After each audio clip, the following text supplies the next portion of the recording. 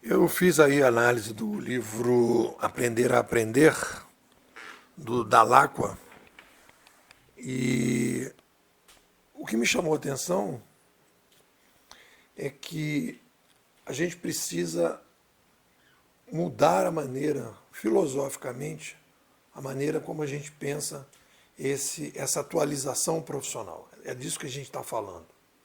O aprendizado 2.0 tem a formação que precisa ser alterada desde cedo, né?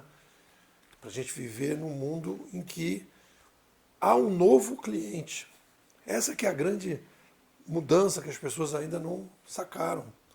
Uma revolução midiática, como aconteceu lá atrás, quando as pessoas passaram a falar, quando as pessoas passaram a ler e escrever, realmente passaram a ler e escrever, né? Porque primeiro a escrita manuscrita era restrita, mas quando, a partir de 1450, se massificou, né, inclusive através das religiões, que as pessoas queriam ler a Bíblia, então existia uma escola do lado das igrejas e as pessoas foram lendo, as pessoas foram se empoderando.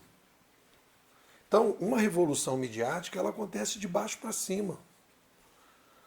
É a verdadeira revolução. Ela vem de dentro para fora das pessoas. Então, quando a gente vai dizer assim, qual é a grande mudança que está acontecendo nesse novo século, Nipô? É um novo cliente, um novo cidadão, que não é mais aquele cara bobinho do passado, né?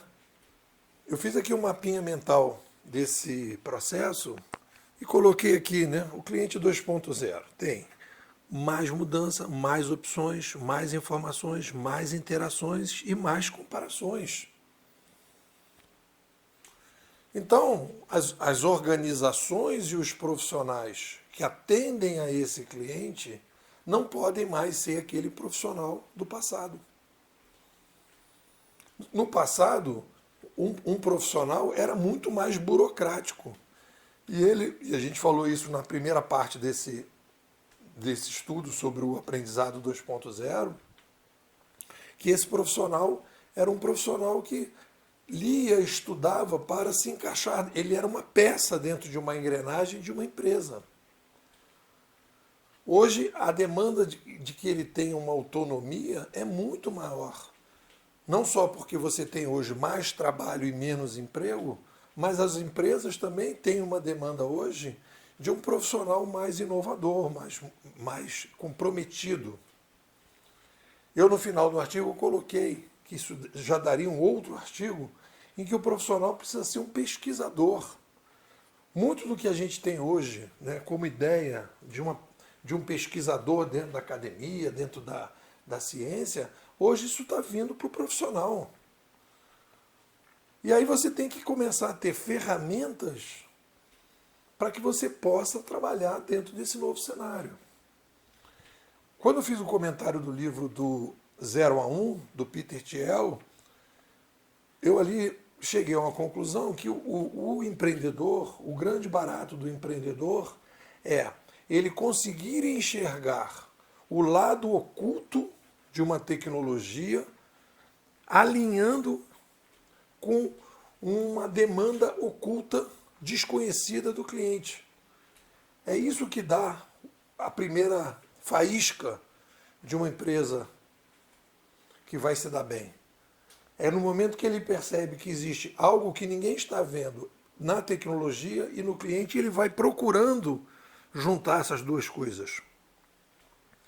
No caso do profissional, existe também isso, só que é uma coisa diferente. O profissional ele vai juntar uma coisa que eu chamei aqui de vocação matriz com um fenômeno, desconforto, problema do cliente, que eu botei aqui FDP. Fenômeno, desconforto, problema do cliente. Então, ele precisa saber qual é o seu potencial. Eu me lembro que quando fazia homepage, tinha o meu melhor designer, fez uma homepage maravilhosa para um filme do cinema, e aí uma amiga minha se aproximou e disse, eu vou chegar aonde esse cara chegou, estou estudando para ser designer também. E eu pensei, ela não vai conseguir chegar. Ela pode ser uma designer razoável, mas esse cara tem um talento, a capacidade dele que ele tinha de juntar tecnologia, o aprendizado que ele tinha dos programas, facilidade que ele tinha dos novos programas, esses programas de computador, de imagem, com a capacidade, com um lado artístico, era muito raro. Então esse cara conheceu a sua vocação matriz e conseguiu, a partir daí, tocar o barco. Então ele fazia uma diferença.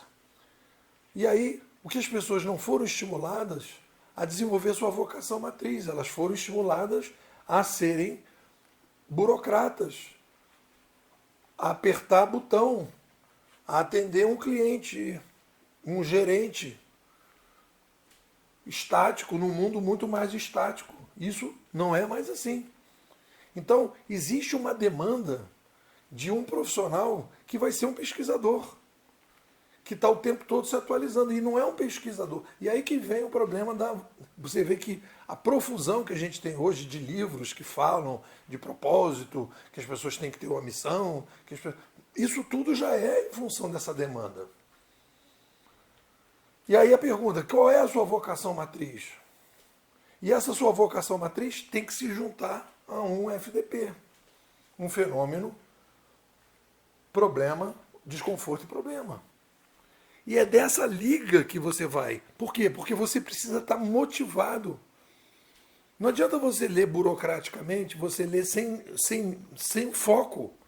E aí vem a ideia, né, que eu estava até conversando com um professor que me levou para a pós-graduação essa semana, o Marcos, e a gente falava sobre isso. A academia, a ciência, é uma ciência voltada do pesquisador para o próprio pesquisador. E você precisa hoje resolver problemas para o cliente.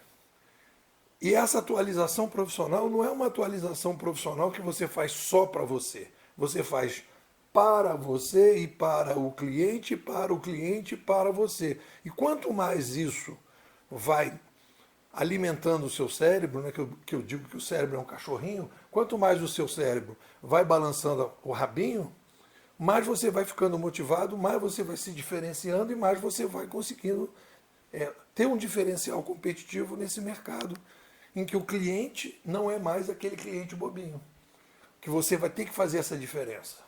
E aí faz essa mudança no aprendizado, coisa que a gente às vezes não vê nesses livros que estão falando sobre isso. Bom, é por aí.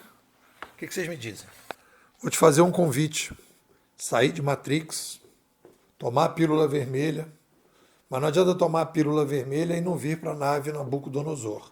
Ficar na nave Nabucodonosor, vendo Matrix de fora, junto com o pessoal que tomou a pílula vermelha. Essa é a proposta da Bimodais.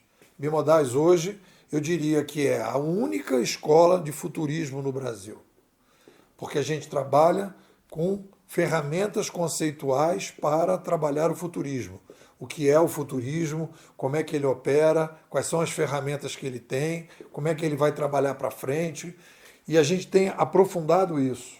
Criamos uma metodologia aqui totalmente diferente. Nós não temos turmas, nós temos imersões. As pessoas vão acompanhando o desenvolvimento da nossa narrativa. Vamos produzindo lives todo mês. Vamos conversando. Temos uma troca diária. E a gente está construindo também, além de estar pensando o futuro, estamos construindo um novo modelo de escola de pensamento, de um novo modelo de troca entre as pessoas, tudo via internet, tudo via Zap, Telegram, um ferramental bem bacana. Quero te convidar para fazer parte da escola. Me manda um Zap, 21 99608 6422. Vou repetir, 21 99608 6422. Nepô, quero ser bimodal. Temos também uma promoção para que você possa ser parceiro da escola e a cada indicado você receber 50% da matrícula. Me manda um Zap também, Nepô, quero ser parceiro da escola. E aí a gente vai caminhar juntos para difundir o futurismo no Brasil.